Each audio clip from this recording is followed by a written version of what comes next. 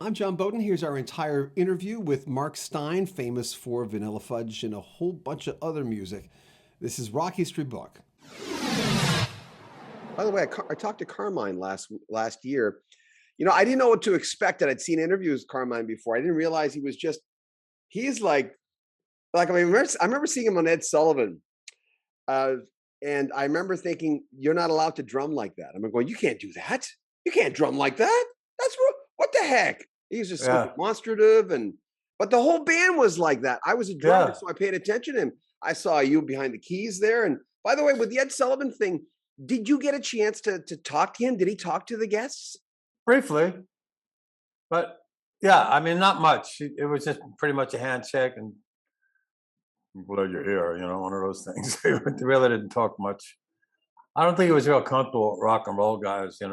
But it's interesting that he presented so much music that everyone knew. I'm going to turn this off. Everyone knew there's no way this older man from an older demographic would listen to any of this stuff. I'm not sure who was his idea or his producers, but there's a lot of stuff breaking. I mean, obviously the Beatles too, but Yeah, Elvis brought Elvis to the world, the Beatles to the world, the British invasion made Vanilla Fudge a household word back in those days.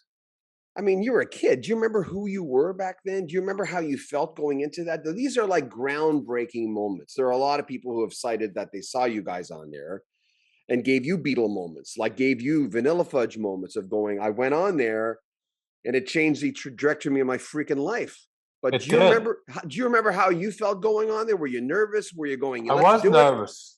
How can you not be nervous?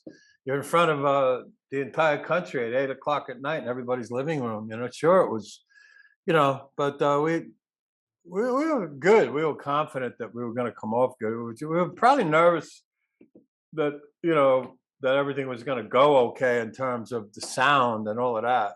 But we were really lucky because we had our sound guy sneak into the union mix room there, which was illegal because they didn't really know how to mix a rock band.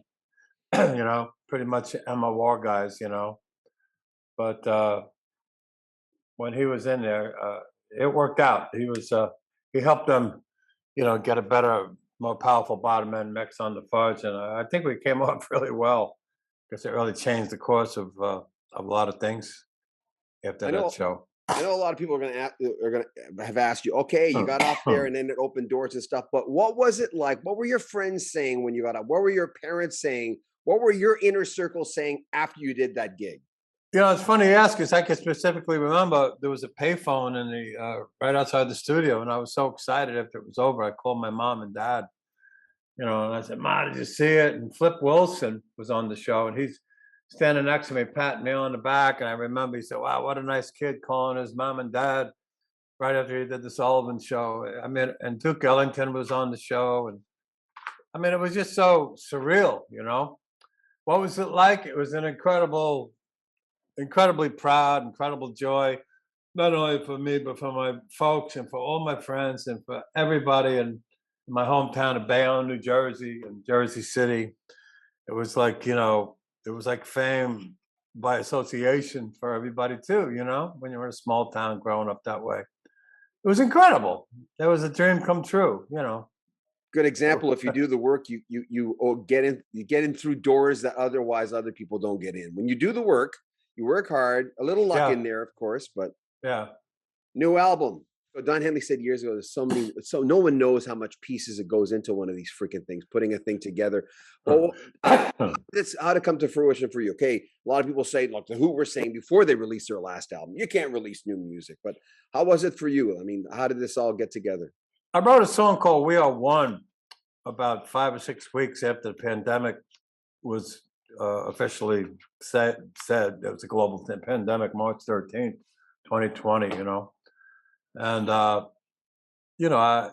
this song just came to me. I was sitting at the piano, and these lyrics started flowing. Here we are, battening down the hatches, afraid to shake our neighbor's hand, or hug our children. What's the plan to survive? What do we do now? And then this line came. We had so many chances to spread some love and human kindness all of our lives. So what this is to me, it was like a karmic thing. After we survived so much, world wars,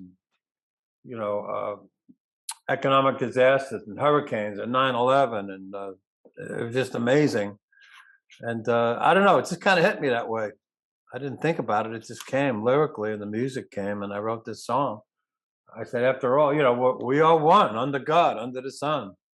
When this battle's over again, are we going to be one again? And this song came, and I felt I had something really special, and I wrote it in about 2 days, and ended up being a song of hope going forward. And I just had some people help me put it together. Everybody was beginning a lockdown, so it wasn't easy to find a studio. So Alan Hewitt, I called my buddy Alan Hewitt. He's the keyboardist with the Moody Blues, and John Law. He's a great guy, really talented, cool dude. And he said, well, you can come over to my house, and I got a cool keyboard studio over there. It was only 45 minutes from me in Martin County in Florida. So I went over and we laid down a piano track. He really liked the song, and a click track. And suddenly he was working on another project, so we got really busy. But I found a cat that was really close by to me, about 10 minutes from my house.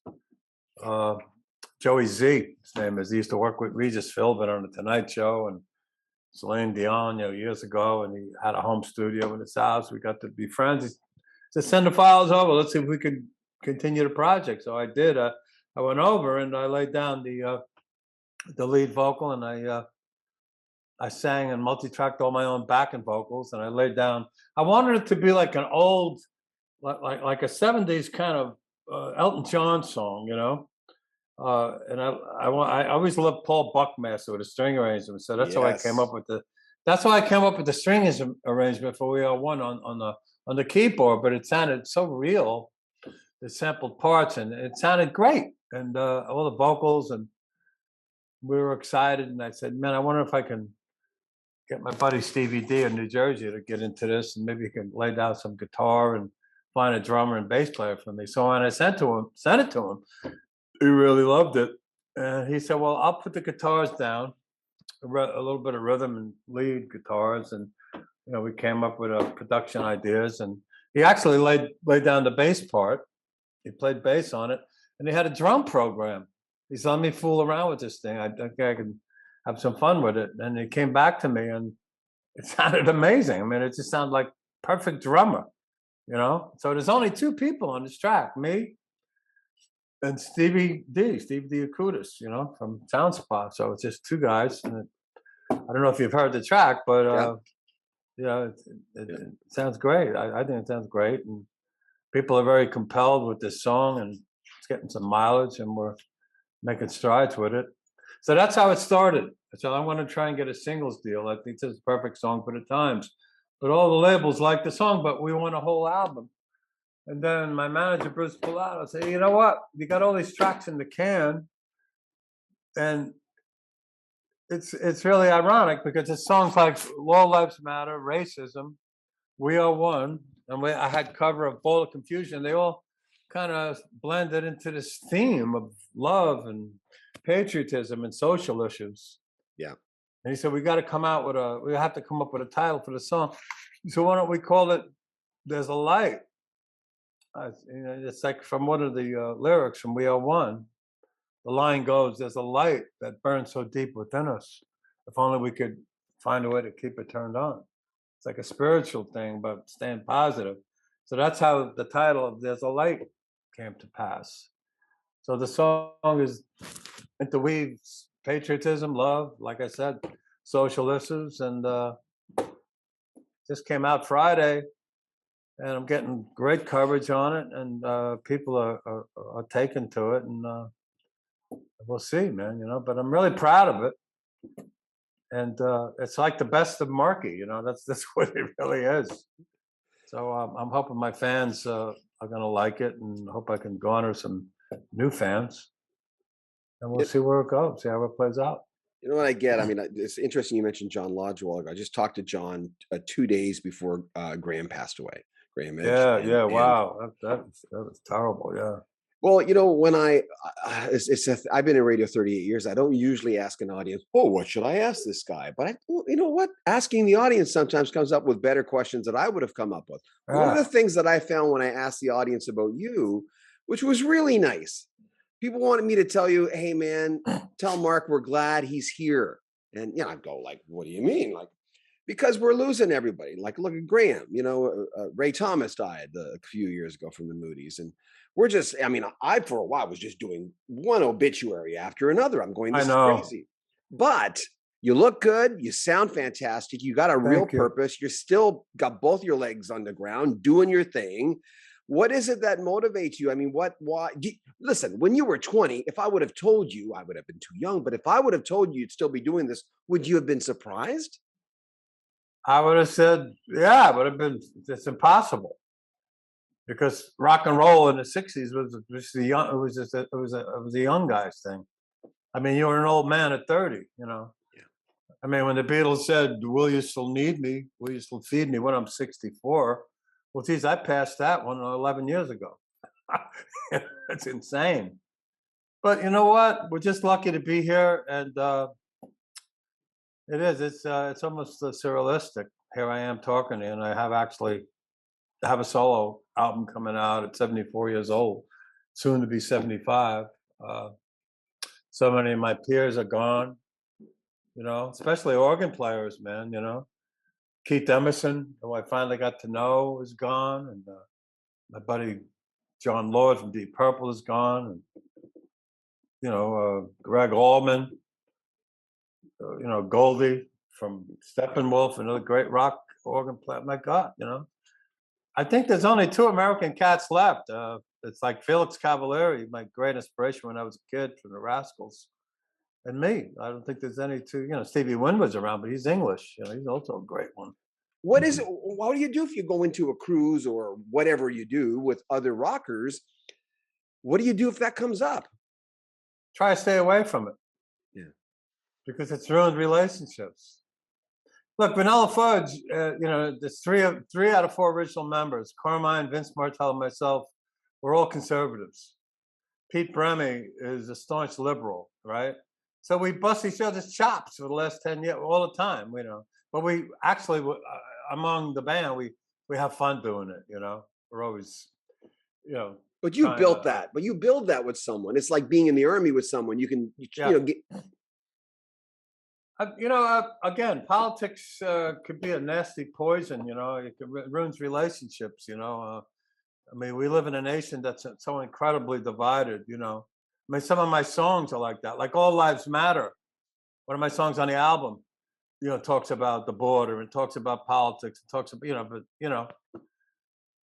I'm just motivated by what I feel by social issues. Yeah. Well, look at Ball of Confusion. It's still, it's so incredibly relevant. It's amazing, Because Bruce said, my manager said to me, why don't we put that on the album? He says, I love that thing. And I said, you know what? Let me listen to that again. I said, damn, that thing still sounds great.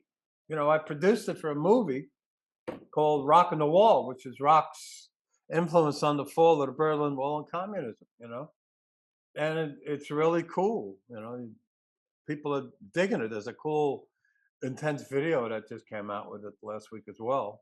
But if you listen to the only line it's relevant again, because Get Back, the new Beatles documentary, it says Beatles new records are gas, But I'd say 99.9% of the lyrics in that it's like it was just written today. So, imagine cyclical, it all comes full circle, Yeah. Have you watched the? I haven't watched any Get Back to see it yet, but I hear it's incredible. I want to see it. It's unnerving in a way. I'm 61, so when Sgt. Pepper and you guys came out in 67, I was 7 years old. I wasn't aware. I didn't have the chops to be aware of that. But you go back and you get it, hopefully. But you were there. You guys came out the gate in 67. This is Summer of Love. This freaking everyone talks about 67. What was the atmosphere like for you guys? Were you like jumping on a moving plane as far as the momentum? How did you feel getting out of the gate then? Actually, for me, I just couldn't believe it was happening so fast. 'Cause here we are, just a bunch of guys from the New York, New Jersey metropolitan area. Everybody always wanted to be pop stars. Rock star wasn't a term that was around at that time. It was pop stars. And we come up with this psychedelic symphonic music, and I'm not going to get into an hour about how it all evolved, but it evolved, and we had this new approach to music, and FM radio just embraced us and started playing that first Fudge album. You Keep Me Hanging On, and the Eleanor Rigby, and Bang Bang, and Ticket to Ride, and all these intense arrangements that we had, and brought so much drama and dynamics to music. And it was one of the beginnings of progressive rock, I guess it was. And here we were. I was just a fan of everybody, and all of a sudden we're opening for the Mamas and the Papas in front of 20,000 people. It was like so scary. I was scared shit. I mean, it was like I'm 19, 20 years old. But see, on paper, if someone had told me someone's going to remake all these songs, and I mean, they're all well known, but you completely reinvent. You guys invented reinventing a song because it was a fresh. But where did that come from? Of grabbing these songs and going, we're going to make them our own, or whatever you said at the time. Well, look, I was originally influenced heavily by Felix Cavalier and the Rascals when it came to Hammond organ and soul singing, blue-eyed soul singing, and all of that. I mean, they were great. And Felix inspired me. The Rascals inspired Carmine too. Dino Danelli was an incredible drummer, and just the whole band. Gene Cornish, Eddie Brigatti, as a quartet, they just blew me away. My as a teenager. And that's who I wanted to. That's what I wanted to do. That's when I got my first Hammond organ. I was so inspired by Felix. And then I went and saw a band that people were talking about called the Vagrants, which there was a guitar player by the name of Leslie West in that band. And that was the first band I saw taking songs and slowing them down and adding dynamics and drama to them.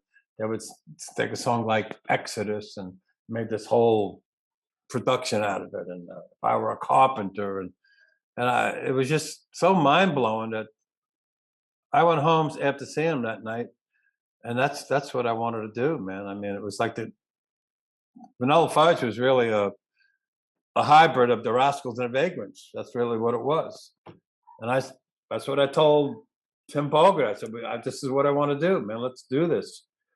He passed away, unfortunately, in January, a great bass player from the early days. Mm-hmm. And that was my initial inspiration. But did anybody tell you, Mark, did anyone say, hey, Mark, that's nice, but you're freaking crazy? A lot of people said I was crazy because we weren't writing our own songs.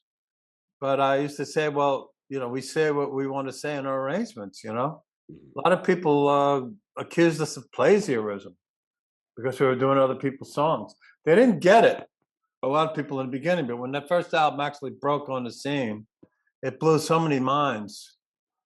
It was we just became the darlings of underground radio. They used to play that whole album on the radio, man. Everybody used to come to see us. The Beatles came to see us in England in '67.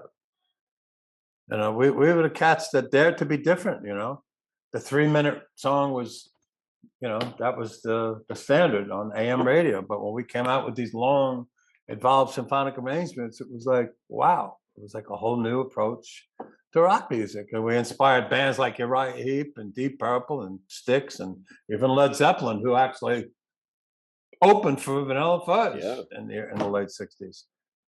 We were the center of the pop music universe in those days. A lot of people were talking about the fact that Robert Plant, Jimmy was different. Jimmy had been a session player.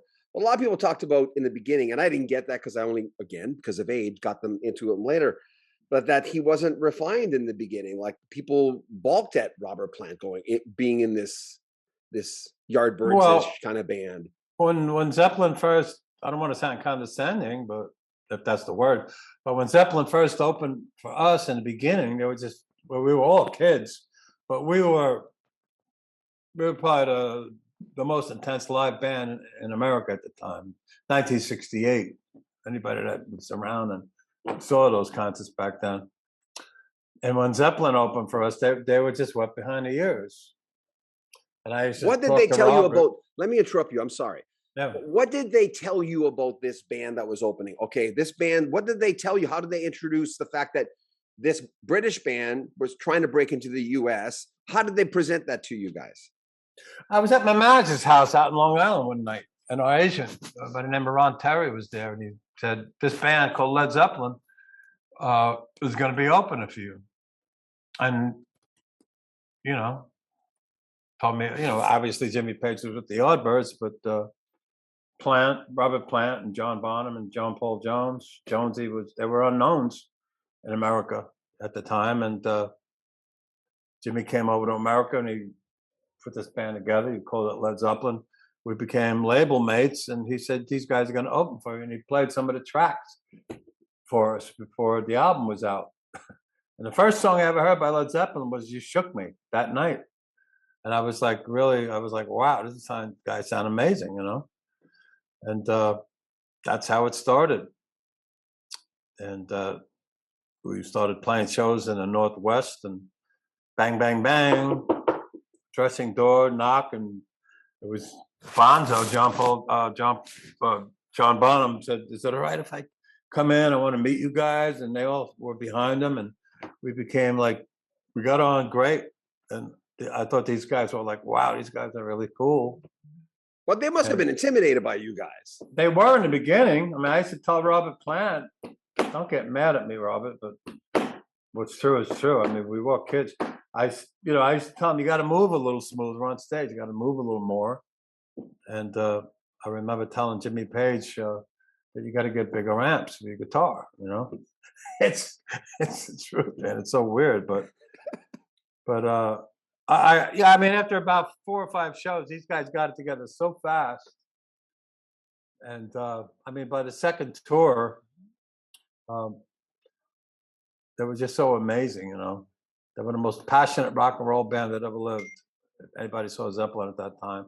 I remember telling their wives and girlfriends that second tour, I said, your guys, they're going to be bigger than the Cream before you know it. Because Cream was the big arena band back then, the big, you know. So obviously they became who they became. And it's an amazing story. I remember hanging out we're at Tim Bogart's house. He used to have an apartment by the river on the Jersey side of New York, you know, the Hudson River. Zeppelin used to come up there. We used to, you know, get loaded, drink, and we used to listen on an old stereo. We'd listen to their first album, hanging out together and just having a great time, you know. So when we had a lot of fun on the road together, and suddenly they just took off to lands that were unknown. It became so huge, so fast. Yeah. You know. And I remember it really bothered me because it was like losing a girlfriend, you know. It was like all of a sudden they got married to the king, you know. They became so huge and so rich so fast. And they were gone. Did you ever talk to them after that? Oh yeah. Sure. I mean, I jammed with Zeppelin one night. I remember seeing John Paul Jones in Malibu. I was driving down the street in the 70s, and I recognized him. I jumped out of the car and went into the house. And at the time, Robert was in a motorcycle accident, I think, around 70. What was it? 75ish. Yeah. He was there in a whole full leg cast. And anyway, they invited me down to the rehearsal in LA that night. And they said, but don't tell anybody we're here. I said, I won't. So I went down and I ended up hanging out, and we actually jammed that night. That got around real quick. That was pretty cool. And then next time, I think I saw Robert was, I think it was at the Atlantic 40th anniversary in '88 at Madison Square Garden. We were all hanging out. That was an amazing rock and roll week. So, yeah. Got a lot of history here, my friend, you know? No kidding. Like crazy. By the way, why weren't you guys in Woodstock? It's a good question. If any band should have been at Woodstock, it's you guys. I know, it's insane. Oh, it's another great move. We weren't getting along. I remember that weekend we were playing with B.B. King in Connecticut somewhere, I think. Everybody was going up to this Woodstock thing. Nobody knew it was going to be as huge as it was. You know, we played the Miami Pop Festival. we played the Seattle Pop Festival. There was all these pop festivals. We thought it was just going to be another pop festival, and we were kind of on our way to breaking up at that time, so we weren't getting on. And in retrospect, man, that was a huge mistake because that kind of chiseled you in stone as a part of the '60s Renaissance legendary status. But hey, what can I tell you? It didn't happen, and we screwed up there. Alice Cooper. Now that's an interesting thing with Alice Cooper because there were always I'd always heard rumors that he was a little too flashy for Alice Cooper. One of my friends told me years ago. He says, "Well, I know he's friends with Alice still, but Mark was kind of shining on that tour. He was kind of like, he was a bright light. So why did that end so? Why did that tour? Why did you leave that tour?" The Welcome to My Nightmare tour in Australia? Yeah. I didn't leave the tour. They asked me to leave the tour. Yeah, but having said what I said, like my buddy told me, he says, "Oh, you ask Mark."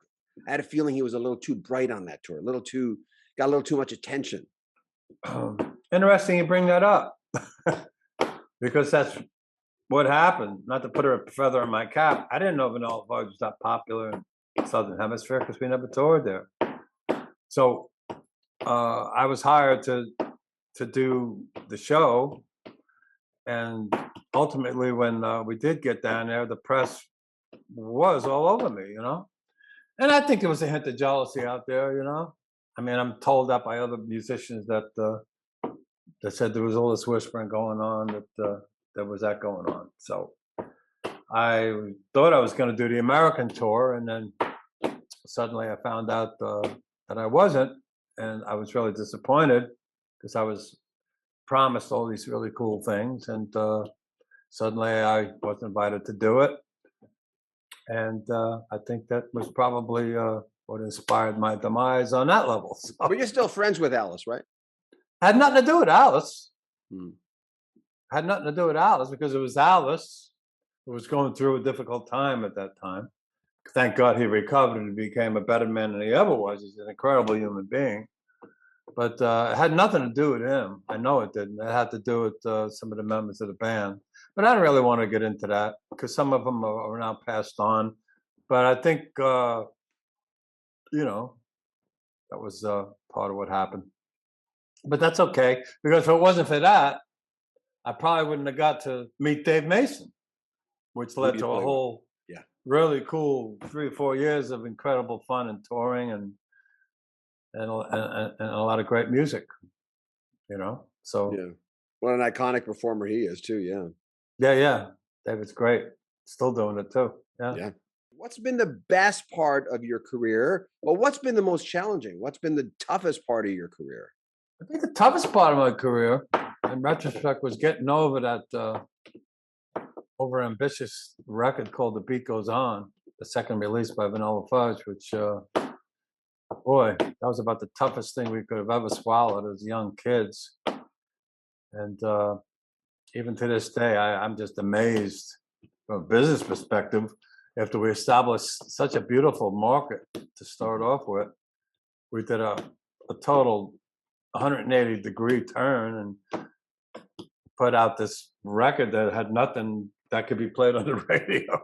It was the brainchild, not to take responsibility for it, but it was the brainchild of our then producer, the late Shadow Morton, who was a great producer in those days. It was supposed to be 200 years of chronological evolvement of music and history, and it just sounded so amazing at that time. We didn't think we could do anything wrong back then, That's the way it was, and but everybody went along with it. Management, record company, yada yada, came out, and it proved to be a disaster, really, career-wise. So it really set us back. That was the toughest thing to get over. So, we came back with a couple of albums, and in my opinion, if we hadn't put that record out back then and just continued to do what we were doing, and I just think the band would have reached far greater heights. But who knows? What about the highest point? Well, you had brought up the Ed Sullivan Show. I mean, that was a tremendous high back then to become a household word in everybody's living room. That was great. I don't know. There was a lot of high points. Maybe playing in front of 50,000 people in New Zealand with Alice Cooper was a high point. Geez, I don't know. Wow. A high point was, I don't know, playing with Steve Miller at the sold out at the just a few years ago. That was great. Mm-hmm. He came up. He does a blues section on his show. He invited me up to do. I sang and played Red House, and the Thriller's gone. So I sang. He featured me on 2 songs, and that was an incredible night. Another high point was playing "Smoke on the Water" with Deep Purple. I went to say hello to old friends of mine, a number of years ago out in Pompano Beach, Florida. And Don Airy came in and was like, "Real." They all embraced me. It was really cool. He said, "Why don't you come up and play Smoke on the Water with us tonight?" I said, "Are you kidding?" I said, "That would be great." I said, I don't know the song. I never played it. So I kind of learned it real quick behind the scenes. And that was an amazing night. Let's segue into Tommy Bolin. I mean, were you, there's that, rock and roll is paved with stories of, I wasn't surprised, but were you surprised when you found out he had passed? I know you'd left the band by then. Yeah, I left just before that fateful tour.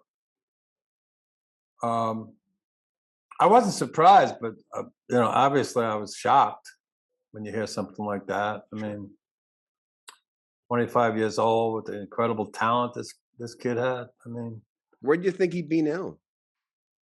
I think he would have been in the pantheon of. I mean, he's gone like over 45 years, and it's not a day that goes by that you don't see something on him on social media. It's as if he's still here. I think he would have been. I mean, I can't imagine all the great albums he would have put out. Yeah. I can't imagine all the great collaborations he would have had. I can't imagine the super groups he would have been a part of over the decades. And I would have hoped to have been in a band with him down the road. I was about to say that. Yeah. I would have loved to, and it would have been great because we got on great. We were really, we were really good friends. And in fact, there was a time when I tried to help him get rid of some of those demons. But the more you try and help somebody like that, the more they want to separate themselves from you. The more angry they get, and that's kind of what happened between us. And that's probably one of the reasons I left the band. Mm-hmm. It was kind of hard to deal with. So, on another whole thing, you mentioned Dave Mason, but let's talk about someone else who died too young. You that story about Michael Jackson, where you go, "Hey, come on in, take a." Yeah. I heard that story. But you're at that point. You're obviously a seasoned veteran. You've been around an awful long time. It doesn't sound like you suffer fools. You're not intimidated. So, like, you meet him. Is he at the? What is he at? He's out in the hallway. Can you tell the story? Yeah, it was in L.A. I think it was around 1980, and I was doing a record with Dave Mason to be called Old Crest on a New Wave. That was the title of the album.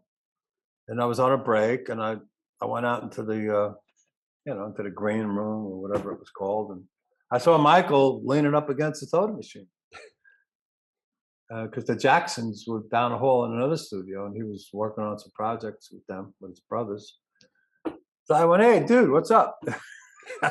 Michael, I'm yada yada. I'm Mark Stein, Vanilla Fudge. I'm playing with. Did he know who you were? Dave Mason. I don't know. We didn't get into it. He just. Well, he should have. Well, yeah. I mean, he probably did. I didn't get into it. I just said I'm playing with Dave Mason, and. At the time, they had a multi-platinum album called Off the Wall, which had all these great grooves and great songs on it.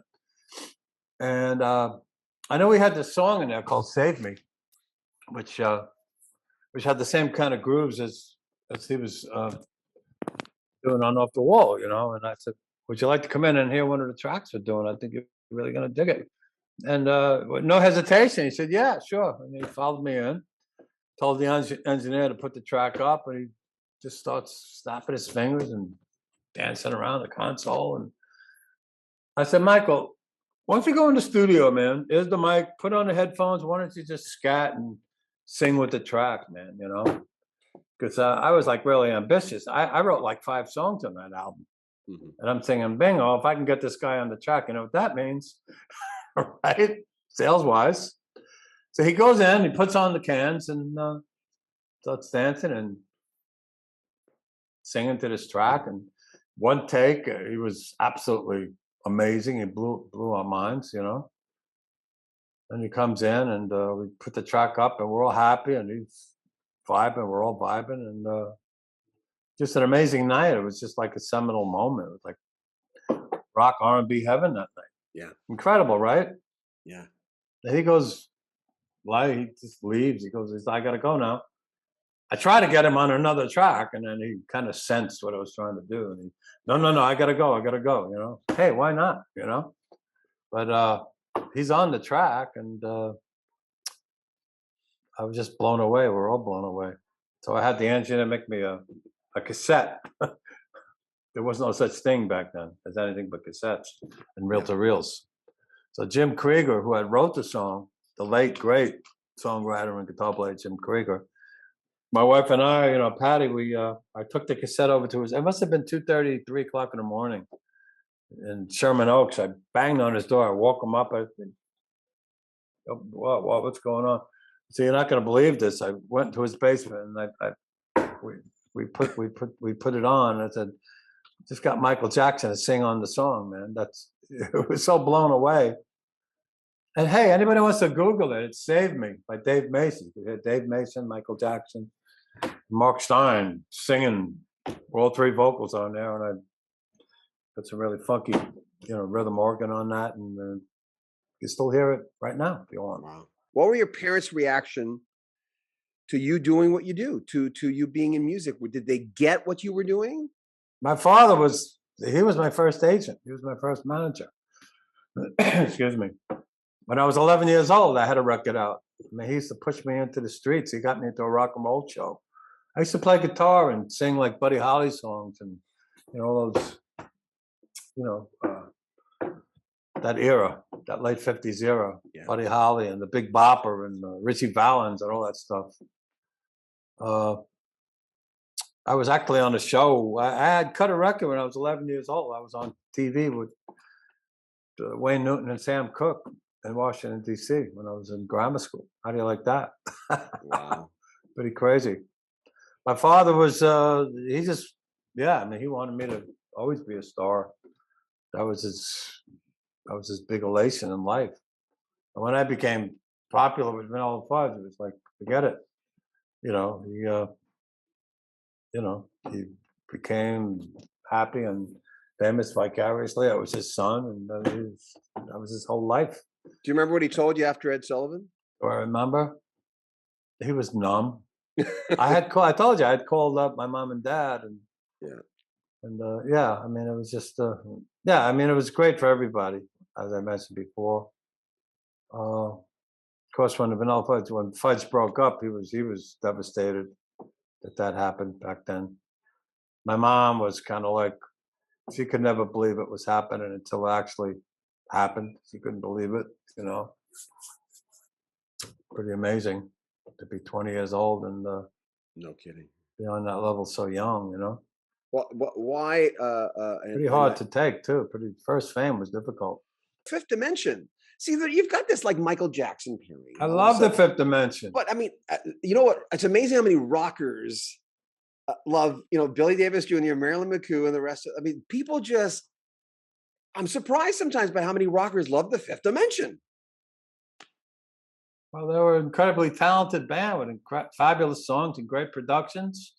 They reflected, you know, such an amazing time, and you know, in the late 60s, you know, Aquarius songs, and well, we did a bunch of shows together. We became really friends, you know, and you know, about 40 years later, I did a show, a 60s show, where Michelle Phillips had introduced me, you know, from the Mamas and Papas, and I went and I did You Keep Me Hanging On with Vinny, and I had a really good rhythm section. The late, great Jimmy Jack Tambaro played drums, and Steve Archie. In your opinion, why did the band break up that first time? Well, we probably spent way too much time together. We never really separated, kind of like, the old adage, familiarity breeds contempt, maybe, Plus, we kind of got burnt out on what we were doing. Were you relieved at all when it broke up? No, I was devastated. That was my family. That really was, that was tough. But Carmine and Timmy wanted to move on, and inspired by Jack Bruce and Ginger Baker, they went on and did that thing. And me and Vinny tried to keep the Fudge together, but it just didn't work. And I went on to put a solo band together, and it's called Boomerang, actually, like an English rock inspired band. Biggest thing I guess we did was open it for Emerson, Lake and Palmer at the Providence Arena, which was another mind blowing moment in my life. First time I saw interviewing Carl tomorrow, by the way. Yeah, I mean, fast forward like almost a half century later, I ended up playing with Carl Palmer in a tribute to Keith Emerson. Yeah. So I had my hands full with that. I did like 3 or 4 shows with Carl, which was great. You keep me hanging on. Yeah. Well, I think it's really cool that like Holland Dozier and Holland wrote that song, Keep Me Hanging On. I think was the only song that was in the top 10 3 different times. Diana Ross and the Supremes, Vanilla Fudge, and Kim Wilde, But you could Google this. I think it was Lamont Dozier, or I don't know which one it was, said that the version that Vanilla Fudge did blew his mind, and it's by far his favorite version of the song. So, you can coin that phrase, Make sure you comment on our video, subscribe to our channel, and share our video. I'm John Beaudin from Rocky Street Book.